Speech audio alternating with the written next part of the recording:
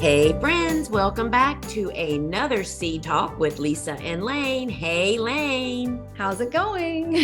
It is going, Lane. How's it going for you? Good. Well, Lisa and I did have a little meeting yesterday, by the way, everyone, and it was supposed to be about which seeds to cut from our lineup, and we somehow ended up adding about 30 seeds. So that's what's going on over here. Yeah, I'm a bit. So Lane and I aren't always at the warehouse at the same time anymore. And now I'm beginning to understand why that's been done that way, because we get into a lot of trouble when we are together in the same building. So, Yes. but y'all benefit. Trust us. It'll be great. Oh, yeah. Yes. Yeah. So what are we talking about today, Lane? So today we are talking about biodegradable mulch. And the one that Lisa uses out at the farm is Bio360. So we're going to be talking about what it is, some considerations to help you decide if it's something you might want to use, how to actually use it, and then some frequently asked questions that we get about biodegradable mulch. Awesome, because there is nothing better for me to talk about right now as we are reaping the benefits of it and seeing the results of using it and the results of where we didn't use it. So we'll talk about all that. Sounds great. All right, let's get started. Okay, let's just start with what is Bio360 biodegradable mulch? What is it made of? And then I also want to talk about, is it OMRI listed for use in organic operations? Sure. So what it is, the Bio360 is actually made out of a cornstarch byproduct, and it is totally biodegradable. That means that it looks like plastic. It offers all the benefits of plastic, but it will actually just break down in your garden, or you can actually even incorporate it into the soil and it breaks down without any toxic residues. So, and the biodegradable film is not OMRI certified in the United States. I do understand that it is certified in some countries, but it is not approved for use in organic operations. Yeah. So that's just something you'll need to look into depending on where you're located if you do have an organic operation. Yeah. So what are the advantages of using biodegradable mulch, and are there any disadvantages that you can think of? Sure. And, I've been using it for for over a decade now. It's sometimes hard to remember the advantages because I'm so accustomed to benefiting from them, right? But in our recent last few years of experimenting with some no-till beds, which we have a portion of our farm that's no-till or low-till, I guess we should call it, where we didn't use film. We were using organic mulches, and it's reminded me of what some of the great benefits really are.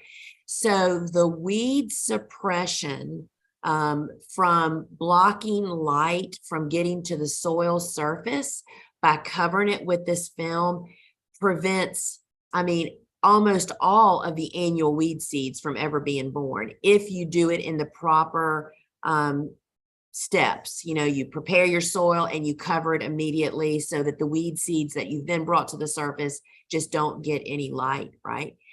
To achieve that same benefit with mulch, you have to mulch so deeply that it's not really very conducive to planting young transplants because the mulch is so deep and the plants are so young and vulnerable. So for us, and as I will, I'm sure, speak of throughout this whole talk, Bio360 is a tool on our farm. It is super beneficial for the first few weeks after we plant a bed, and then it's pretty much done its job for us while it is still present and is still there.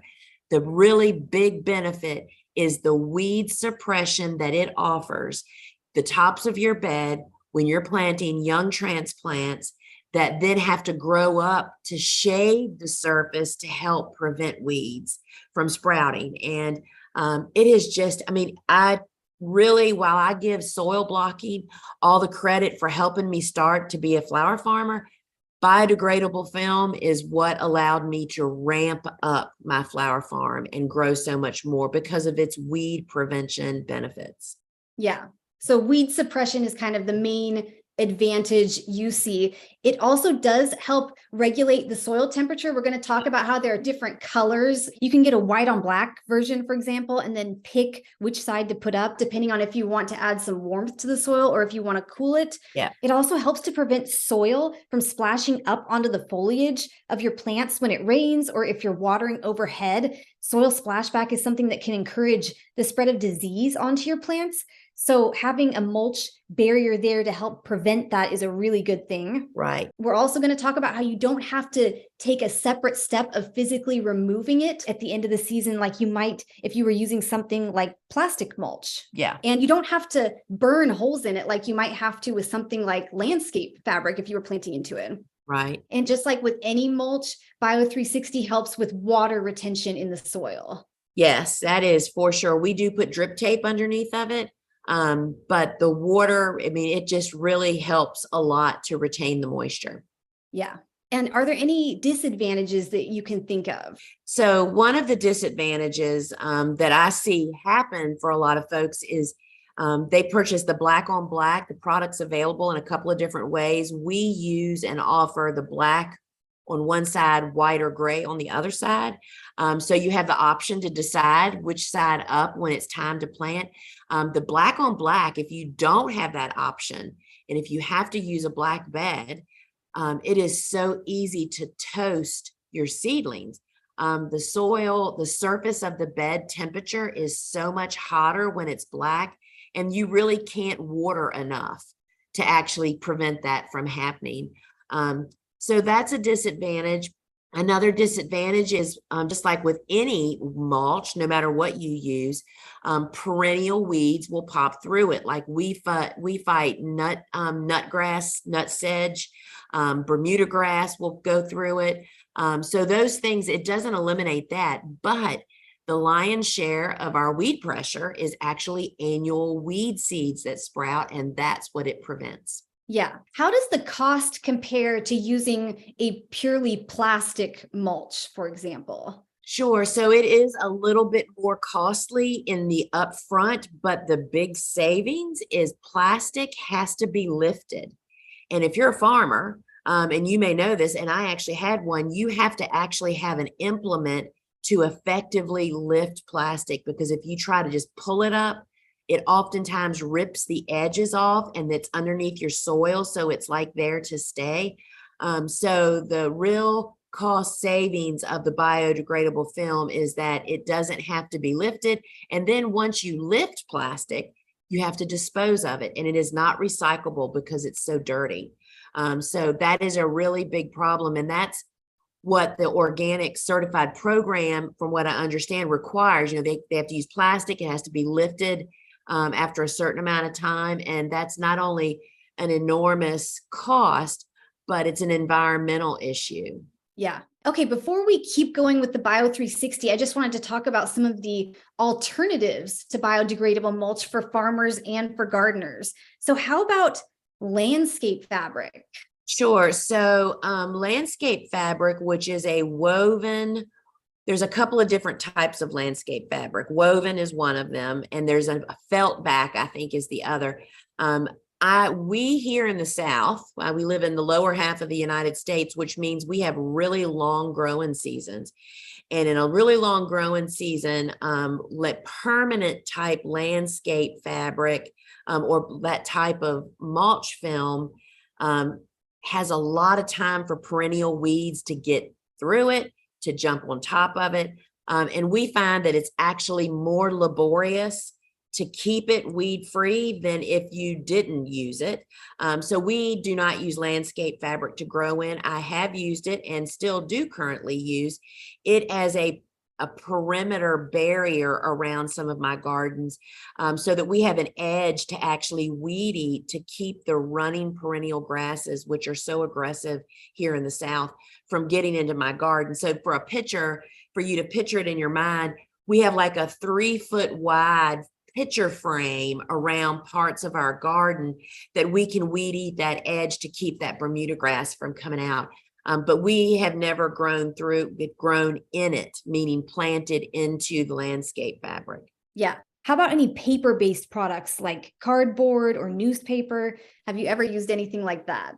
Sure. And I mean, the Bio 360 is kind of the same concept as using newspaper. And cardboard, you really have to use thin cardboard. A lot of the boxes that we get not only have a lot of stuff on them, tape and all that would have to be removed. They're really, really thick. Now, in a pathway, a regular cardboard box might work. But in a bed, I know that Jenny Love buys rolls of thin cardboard that comes in a roll that she rolls out on her no-till beds and tops them with mulch or compost, and then you have to poke a hole and plant through all of that.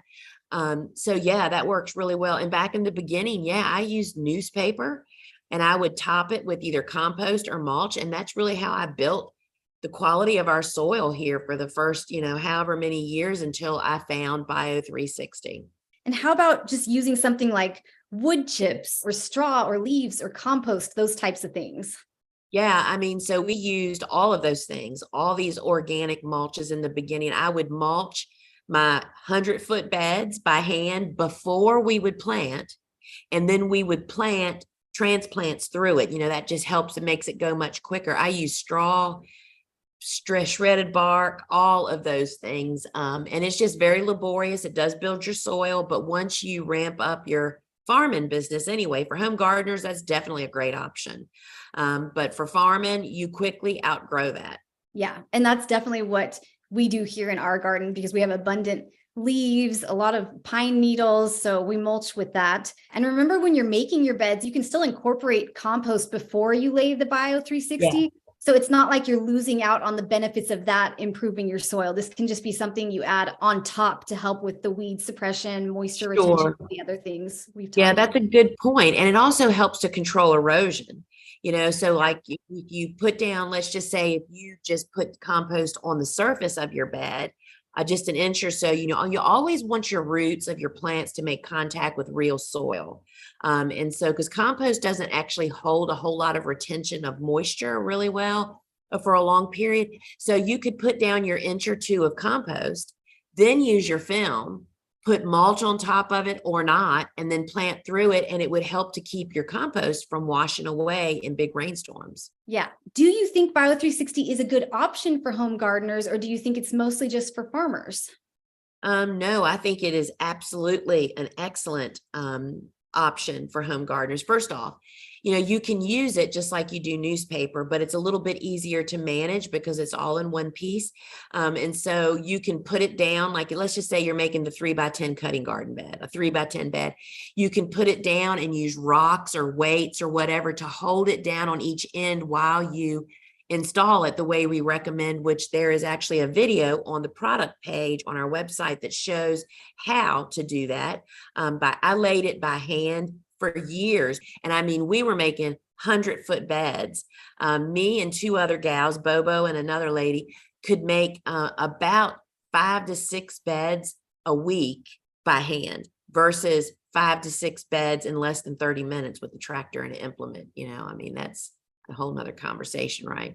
Oh, yes. Okay, this is a really common question we get. If someone is wanting to use drip tape, should it go on top of the biodegradable mulch or below? And could you also explain what drip tape is in case anyone isn't familiar with it? So I have heard of people doing it both ways, but the way that I've always used drip tape, and so let's just say, what is drip tape? We actually use something that's called T-tape.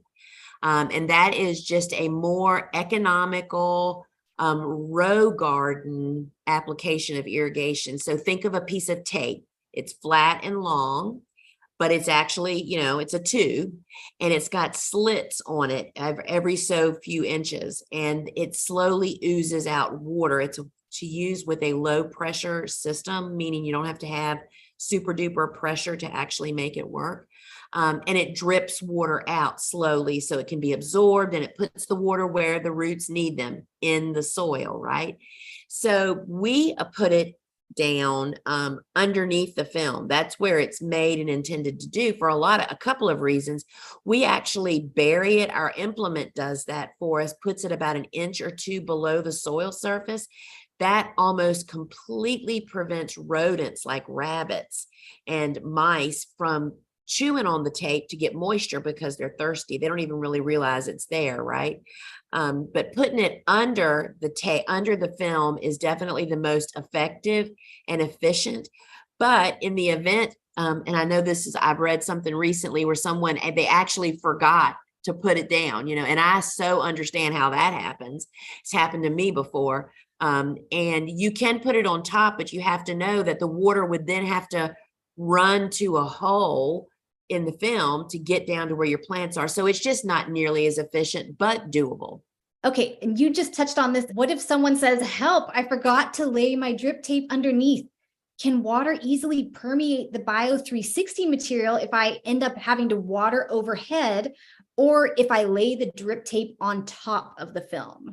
So Bio 360 is not permeable. Water does not seep through. And I will add that years ago, when I first started using it, in fact, it did. It had little pinholes at the corner of every square inch, and I loved it. However, the problem with that is it waters where the weed seeds potentially are underneath of it. So that kind of fueled that. I don't know why they don't do that anymore, but that was the reason that I thought that's maybe why they passed that over. But anyway, if you forget to lay your T-tape or drip tape, so you can probably deliver more water effectively, potentially, using a wand and hitting those holes. And when I water, because, you know, we water all of our newly planted transplants by hand, you know, Bobo plants, and then she immediately gets the hose and a wand and she hand waters that entire bed. We don't put the wand in each hole. We kind of flood the middle of the bed and the water just runs into all of those holes. So you can deliver a lot of water fast. If you strategically place the T-tape on top of the film, you may be able to do that. The problem is, though, you can't secure the tape.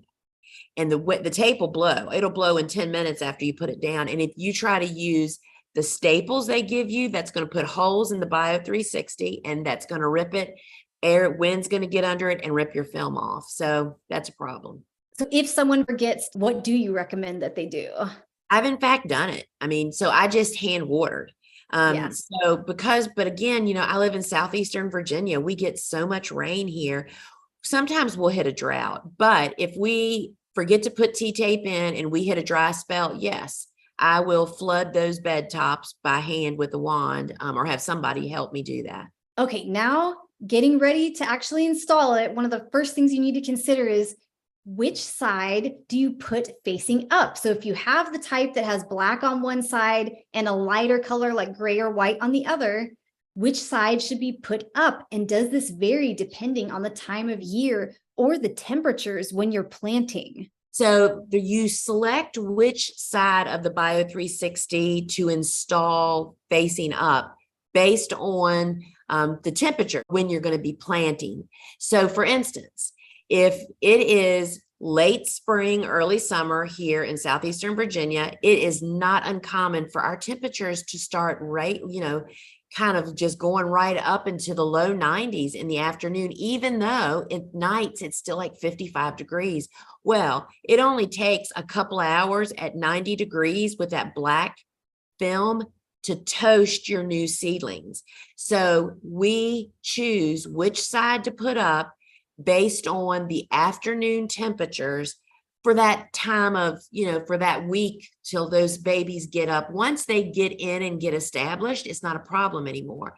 And oftentimes, so when we are fall planting, we're planting in late fall, right? So typically it's not 90 degrees in the afternoon, but they're going into winter. We definitely want to use the black side up so that we gain the solarization benefit of that black all winter long to help warm the soil just a smidgen more than the soil that's next to it that's not covered in anything. So as a general rule, we use the black side up in the fall in very early spring plantings when it's still cold outside.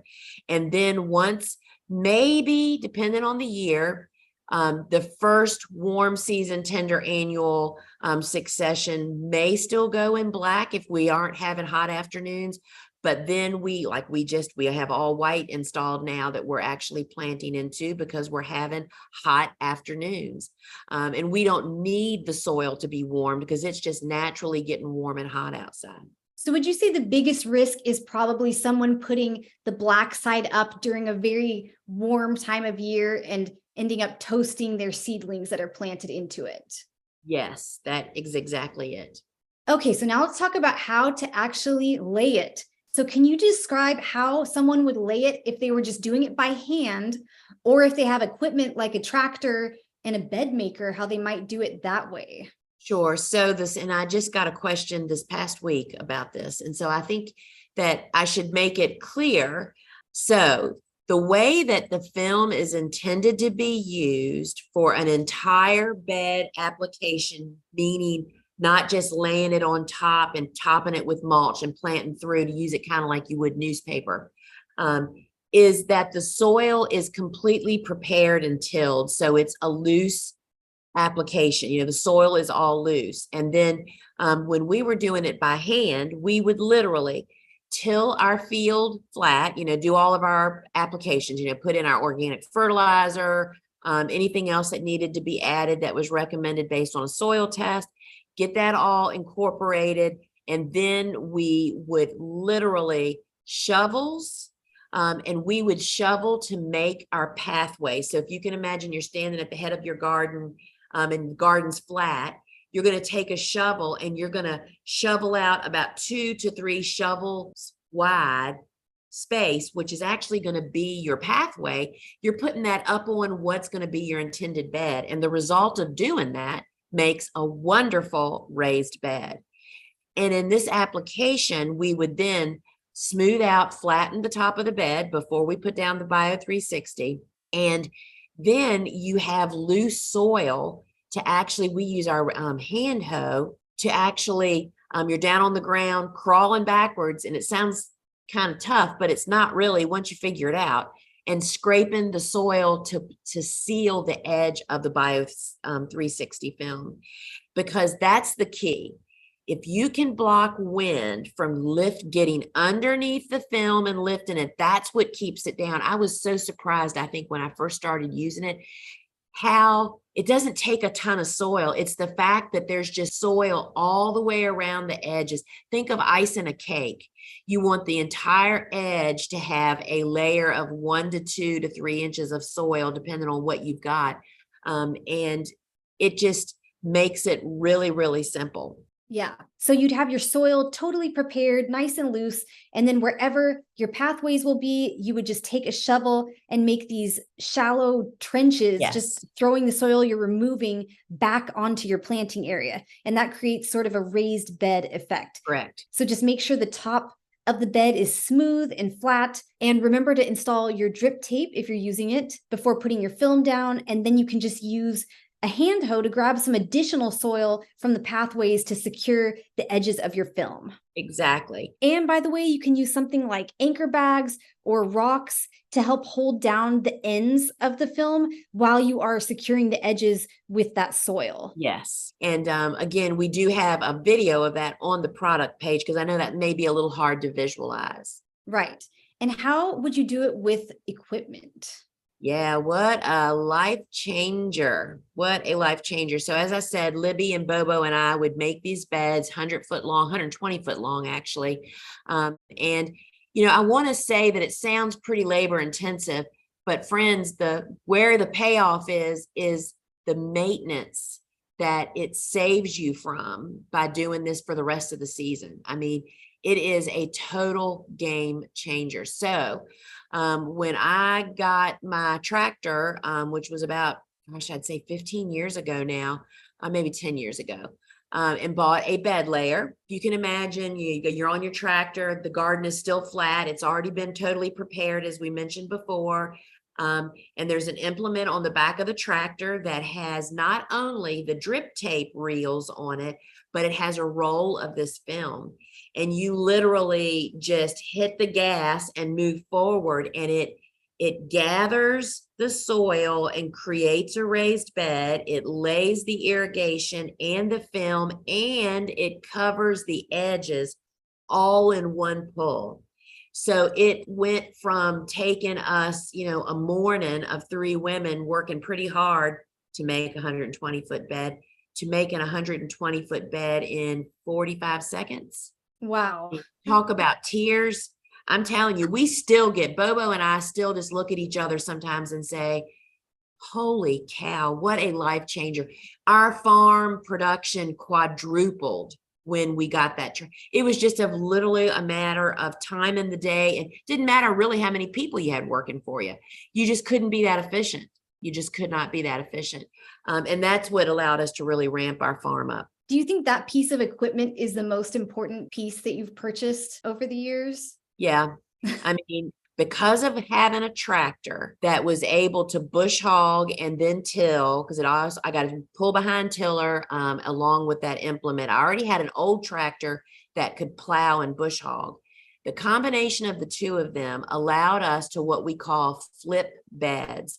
That means as soon as we finished cutting a whole bed of sunflowers, because we planted 1,200 sunflowers a week, which was an entire bed, as soon as it was done being harvested that week, we could bush hog it, till it, and replant again. We could remake the bed because my tractor is a compact John Deere, the biggest one they made at that time in the compact line, which meant that I could tear down and rebuild and remake a bed between 2 beds that are still in production. Do you know what I mean? It's like we didn't have to redo we didn't have to wait till the whole field was done.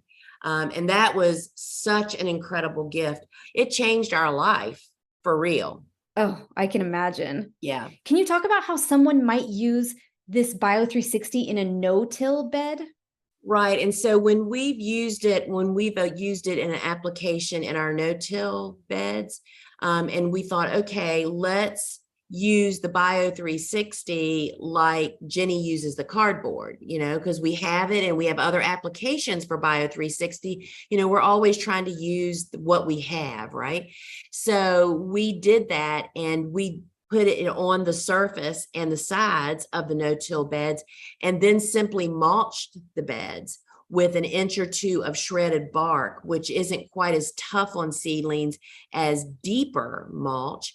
But you have to be sure that you have enough mulch along the sides and the edges to create that seal, just like the soil does when you're applying it this way. Yeah. Okay, now let's talk about an issue some people might be having. I'm having problems with my mulch ripping as I'm making my beds. What am I doing wrong? And this is obviously just a general question, but there are a few things that come to mind here. So can you give some tips in terms of preparing your beds as well as handling and storing the material to try to prevent this from happening? So it's really hard to say what you're doing wrong. So let me just kind of take some tips that I have really come to understand after making so many beds so many times for so many years, right? Especially when we were making them by hand. Some of the things that I have really found to be helpful is that the soil needs to be clump free. I mean, some people, I know that I have dreamy soil here, y'all, but it was not just born. We made it here, by building our soil. People oftentimes work their soil when it's way too wet. And that tends to, when there's too much moisture in the soil, and that tends to make clumps. And those clumps don't just dissolve the next time it gets wet. They kind of just become a dirt clod. And when there's a lot of those, and I'm thinking of one specific year in one specific place on this farm that I made that mistake and I was in a rush, I was in a hurry, I needed to plant stuff. I thought, oh, I'm just going to go ahead and till that bed and get it done. Well, what a mistake. So it wasn't bad enough that, I muddied up it wasn't muddy, but it was just too wet for tilling. So I tilled. I knew immediately after I was halfway through this was a problem, but what do I do now? When I went to put the film down, I had all of these chunks, which is kind of like just having sticks in your soil. It can definitely poke holes. The other thing is, it's biodegradable. So that means exposure to sun, moisture, and heat and cold, lots of variation. It should be like stored in a place that has a level temperature. All of those things affect how quickly it breaks down. And I have a perfect example of that we just experienced here on the farm. So we had all these beds that were made, and then the weather got wonky and it was not warm enough at night. We're weeks late. So I said, instead of putting them away, just pile the row cover at the head of every bed and put the weights that would be needed for that bed right there. And that way, if Bobo wants to use them, they're right there ready for her to use, right? Wrong. What a mistake I made. So as it turns out, it ended up being about 14 days before we needed to do something to those beds till we got to them. And when we took those bags and the pile of 100-foot row cover that was laying there, and it had rained and it had gotten hot on some days and it was still cold at night, all of the biodegradable film was cracked and we sped up the breaking down process big time. So it made it fragile. And so I say this is when you receive it, we keep for us. I mean, this is a problem for sometimes where people get their products from. We keep our biodegradable film in a air-conditioned space warehouse.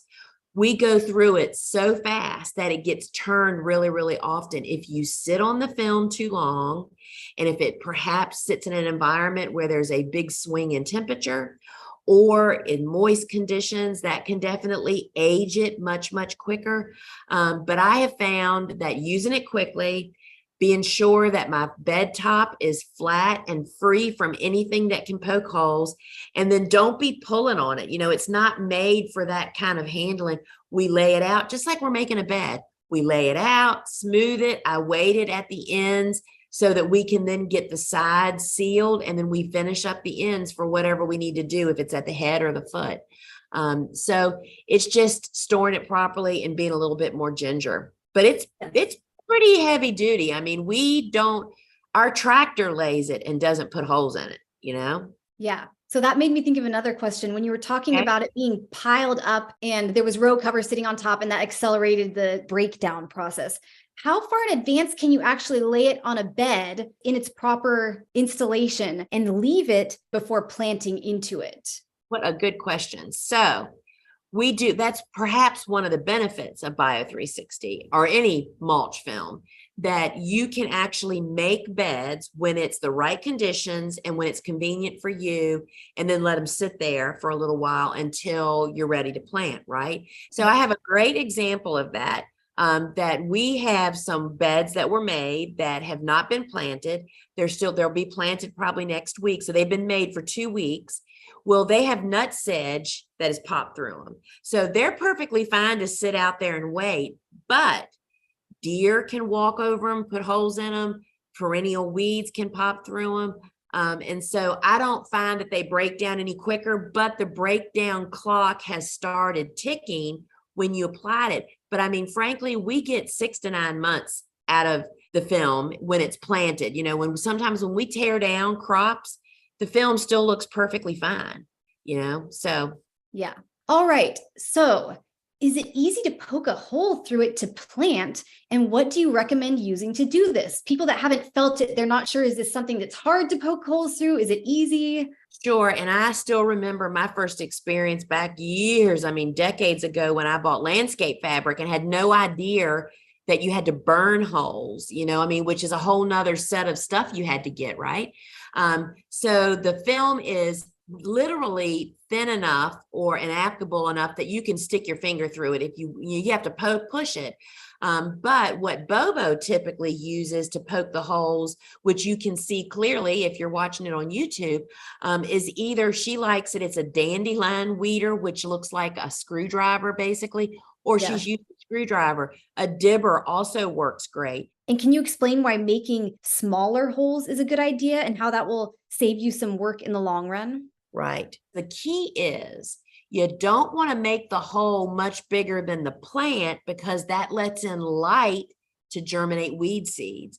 So Bobo has mastered making little holes to plant little plants, which get the least amount of light underneath the film that encourages weed growth. And that's smart because it's going to save her on work later Oh, on. yeah.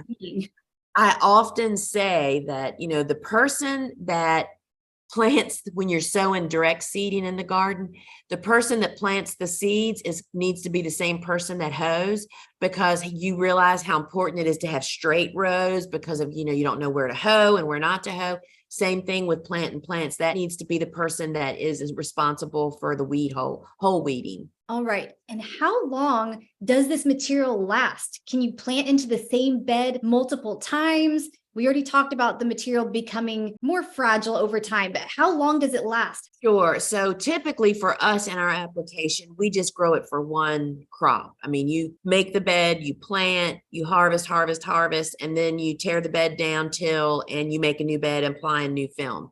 That's the most efficient, cost-effective way for us to do that. However, one of the things that we, especially for people that don't have tractors, if you make a bed, one of the things that we've learned through no-till and regenerative farming is that how beneficial roots are to the soil by leaving the roots and everything that's going on those roots in the ground even after you're done. So a consideration is 6 to 9 months is typically our life of the film, short of dog running on it. The other problem that people have, and it doesn't happen here usually, is people stepping on the edges of the bed and ripping the film and all that kind of stuff. You just have to learn. It's a different lifestyle when you use film. You just learn to not step on them or anything. But an option is to instead of going if you're doing everything by hand, instead of going to the garden to pull out plants, you go out there with a very sharp, large pair of garden loppers. There's a huge loppers, a giant pair of pruners, and cut those plants literally right below or at ground level, where they typically shouldn't grow back, and then plant something else like between those. Like if there's 2 plants there, plant right in the middle. Because you have good weed control potentially, because no new soil is brought up, that can be the beginning of your no-till bed, right? Or you could actually put an inch or 2 of compost as mulch, plant through that, but leave, not disturb the soil. So yeah, there are so many ways to use it. Yeah. So 6 to 9 months is your estimate for how long that material would last out in your garden or on your farm. Yep. Okay, last question. How do I get rid of the film once it needs to be removed? We've mentioned several times that one of the advantages of biodegradable mulch is that you don't need to pull it up and dispose of it like you might with some other materials. But what do you do when you're done with it? And can you give examples for no-till beds as well as beds that are tilled? Sure. So again, it depends on your application. So if you are a home gardener, and you want to maybe create a permanent bed and try to get, have a great start to suppress as many weeds as possible, which prevents you from reseeding weeds for the next go round, I would make the bed, apply the Bio 360, suggest that you do like I just suggested, where you would cut the crop down at ground level, use a couple inches of compost to actually use as mulch, and plant again. Then the next year, if you're still suffering from a lot of weed seed population coming through, then you could actually apply the Bio 360 again on top of all that. And what you're doing is building this amazing bed that's getting a little bit taller and getting richer and richer. In a farm situation, or if you have a tiller, you can actually, so what we do, because of course, remember that our irrigation is underneath of it. So after we're done with the crop, we pull the flower support netting off. We bush hog the bed as low as we can safely without engaging the irrigation. Once it's mowed, we then just pull the irrigation, which easily pops through the film. It just, like the Red Sea parting, it just rips it because you're pulling on it, right? It just comes up really, really easily. Then we incorporate all of that plant debris, the film, put down our next batch of organic fertilizer, and we build another bed. All right. Well, that was it for this episode. I hope that answered all of your questions about biodegradable mulch. Lisa clearly loves it out there on the farm. So hopefully that helped you understand if it's something you might want to consider. Yeah. And remember to leave us a review or a rating in a podcast app. We really appreciate it, or a like and comment over on YouTube. And don't forget to subscribe or follow so you won't miss an episode. So thank you so much for that. Was a great one, Lane. I do love Bio 360. And if you want to learn more about the Gardener's Workshop and the work that we're doing and the place that Lane and I work, head on over to thegardenersworkshop.com. And as I mentioned, you can go to the Bio 360 product page, and there's images there as well as a video that you can see it demonstrated being installed, as well as all the tools, seeds, and supplies that you hear us mention. And as you heard earlier in the podcast, our seed line is growing again. Yes. So anyway, we appreciate you guys joining us here today. Until we meet again, friends. Ciao. Bye. Bye.